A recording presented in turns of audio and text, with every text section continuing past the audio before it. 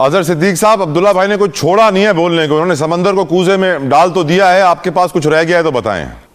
देखिए, मुझे आज आज अगर कहा जाए तो एब्सोल्युटली नॉर का नारा कौन लगाने वाला था, मैं नाम लूंगा तो नाम चलना, साइफर को लहराने वाला किसका कौन था, मुझे ये बताएं। देखा ना जी, इमरान खान ही था ना कि आज देखिए वो ऑपरेशन नजीम चेंज के बाद वेनेजुएला में गया और ईरान के साथ क्या कुछ हो रहा है। और मैं आज से नहीं कह रहा, मैं बहुत अरसे से कह रहा हूं कि पाकिस्तान का नेचुरल एलाई जो है वो अमेरिका नहीं है। पाकिस्तान को अपने खित्ते के अंदर चाइना के साथ, रशिया के साथ, ईरान के साथ, टर्की के साथ, इस पूरे खित्ते में ये एलाई बनाना है, इस पूरे खित्ते की बेहतरी के लिए है। और याद रखिएगा, जब यूक्रेन के वार में इमरान खान ने किया था, क्या हाल किया था, अब तो कोई डाउट रह नहीं गया। मैं मिसाल के तौर पर छोटी सी, जब हमें बहुत बड़ी जिम्मेदारी दी गई कि हमने सऊदीया का दिफा करना, वो हमारे बड़े एजाज की बात है। मैंने उस वक्त कहा था कि अगर अमेरिका का इस पे कोई रिएक्शन आएगा तो पता चल जाएगा। फिर उन्हीं दिनों के अंदर जब अमेरिका के अंदर तमाम मुसलमान इकट्ठे हुए, अपना टर्की भी इकट्ठा हुआ, तो शहबाज शरीफ साहब वहां जाने की बजाय पहले इंग्लैंड चले गए। इंग्लैंड के बाद जब वहां पहुंचे, वहां उसमें गए नहीं, इसहाकडार को भेज दिया, इसहाकडार भाग गए वहां से, और अब बकायदा कॉलम छपा हुआ उस पर, वो हसन रजा का कॉलम पढ़ लीजिएगा। लेकिन आपका जो नेचुरल जो आपका एलाई है, वो आपने चाइना के मामला में बड़ी ज्यादती की है सारे प्रोसेस के अंदर। सो सॉरी, मैं आपको इंटरप्ट कर रहा हूं। मैं शाहिदा रहमानी साहिबा, peoples party freedom of speech, freedom of expression में मानने वाली जमात है, आजादी इजहार राय की बात करती है। अब हम देख रहे हैं पीटीए की एडवाइजरी एक तरीके से वार्निंग है तमाम हमारे जेन जीज, हमारे अल्फाज, हमारे यूथ जो कि 14 करोड़ की तादाद में है पाकिस्तान में, उनके लिए वार्निंग है कि आप अपने पेज से मवाद हटा दें, आपने किसी की भी बुराई की आपको पकड़ लिया जाएगा। आपकी राय इसके ऊपर मैडम? ताला साहब, देखिए बात यह है कि हम लोगों को हर चीज का एक तो जो चीज आती है उसको बेदरिग इस्तेमाल करते हैं, उसका नेगेटिव पॉजिटिव किसी किस्म की कोई कवानीन नहीं है।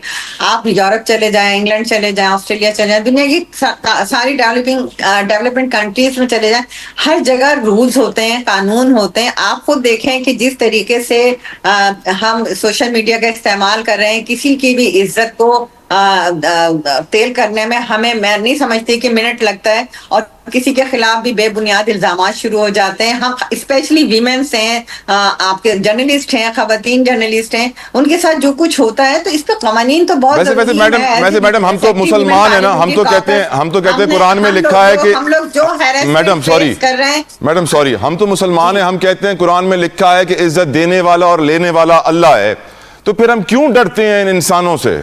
लेकिन कुरान में तला साहब, कुरान में ये भी लिखा हुआ है कि सुनी सुनाई बात को आगे ना बढ़ाएं। कुरान में ये भी लिखा हुआ है कि किसी पे झूठे इल्जाम और बहतान न लगाएं, उसकी बड़ी सख्त सजा है। तो ये भी लिखा हुआ है ना मैडम कि जुल्म होते हुए देखें तो आवाज उठाएं, जुल्म होते हुए देखें तो आवाज उठाएं, ये भी लिखा हुआ है। ऐसा ना लिखा हुआ कि जुल्म होते हुए देखें तो खामोश हो जाएं। अगर जुल्म हो रहा है किसी के साथ तो बिल्कुल ज्यादती के खिलाफ आपके पास इदारे भी हैं, कोर्ट्स भी हैं, हम सब कुछ करते हैं। जब सोशल मीडिया नहीं था तो हम क्या करते थे? लेकिन सोशल मीडिया का इस्तेमाल, मैडम साइबर क्राइम की 1 लाख से ज्यादा कंप्लेंट्स हुई हैं पिछले साल, सिर्फ 25,000 पे इंक्वायरी हुई है। कंप्लेंट्स होती हैं, लेकिन कंप्लेंट्स के लिए लॉ नहीं है, जो कुछ भी नहीं होता। अब हमारे नाम से कोई फेक अकाउंट बनाता है, कोई हमारे नाम से फ्रॉड कर रहा होता है, कोई हमें बदनाम कर रहा होता है जो डिफेम करने के लिए, तो ये सारी चीजें भी तो अपनी जगह है ना। आप कुरान की बात करें तो आप झूठे इल्जाम और बहतान की कितनी सख्त सजा है। बिल्कुल नहीं, आप याद रखिएगा, जुल्म के खिलाफ आवाज उठानी चाहिए कि नहीं? उन्होंने कहा है नाइंसाफी के खिलाफ आवाज उठानी चाहिए कि नहीं चाहिए? बुराई को देखिए, आप दोनों मेहमानों ने अपनी राय दे दी है। अब्दुल्ला भाई सबर का मुजाहरा कर रहे थे, मैं अब्दुल्ला भाई की तरफ जाना चाहूंगा। अजहर साहब, पीपल्स पार्टी बिल्कुल ठीक, दिल से बुरा नहीं जानती लोगों को। बिल्कुल ठीक। अजहर साहब, अब्दुल्ला भाई आपकी राय, ये बहुत इंपॉर्टेंट सब्जेक्ट है, हमारे नौजवानों से जुड़ा हुआ है, लेकर चल रही है। ठीक है मैडम, बिल्कुल ठीक, बिल्कुल ठीक। अब्दुल्ला भाई, देखें, जहां तक ताल्लुक है पेका एक्ट का, तो वो मेरे ख्याल में माजी के अंदर भी हुकूमतें जो हैं उसके ऊपर बात करती रहीं और सहाफ़ी बरादरी सरापा एहतजाज रही, इसमें भी कोई दूसरी राय नहीं है।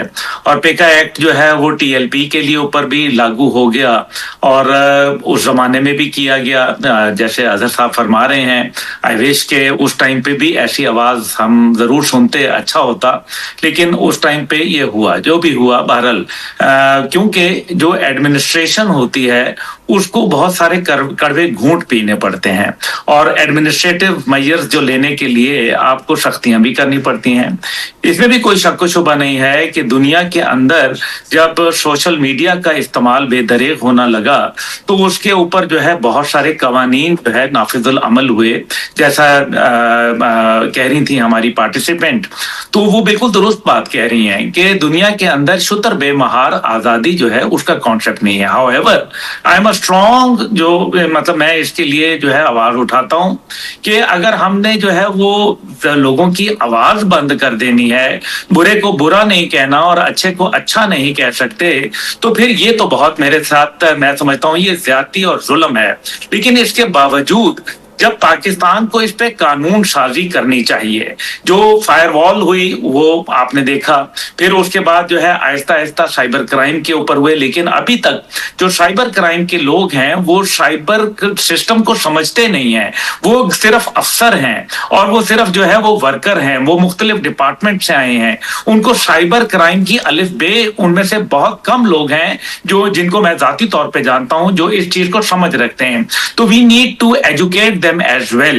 अगर मैं अपने सियासी जज्बात का इजहार करूं और मैं कहूं कि मुझे पीपल्स पार्टी बहुत ज्यादा पसंद है, सोशल मीडिया पे जाकर लिखूं कि मुझे पीपल्स पार्टी बहुत ज्यादा पसंद है, पीएमएल-एन से मुझे नफरत सी हो गई है, हालात मुल्क के अच्छे नहीं है, तो क्या मेरे पर भी केस बन जाएगा सर? लग तो यही रहा है। नहीं, मेरे ख्याल में इस हद तक नहीं जाएगा मामला, लेकिन अगर ये ऐसा हुआ तो I will be the first man who will be on the streets along with my party members.